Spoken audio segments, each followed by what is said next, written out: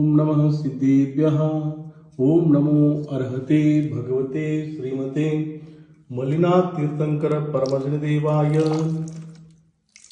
शांतिनाथाय शांतिकराय सर्व पाप प्रणाशनाय सर्व विघ्न विनाशनाय सर्व रोगोपसर्ग विनाशनाय सर्व परकृत क्षुद्रोपद्र विनाशनाय सर्व क्षाम डामर विनाशनाय ओम राम ह्रीं रूम रौम रः हसियाउसाम श्री क्षेत्रार्थिपुर जैन मठस्य समस्त भक्तवृंदानां दानदातारस्य अत्र क्षेत्रस्य समस्त जनानां नमः। सर्वशान्तिं कुरुकुरु तुष्टिं कुरुकुरु पुष्टिं कुरुकुरु व्यापार व्यवहारादि सकल कार्य सिद्धिं कुरुकुरु धर्म ध्यान अहिंसा परमो धर्म सिद्धिं कुरुकुरु स्वाहा।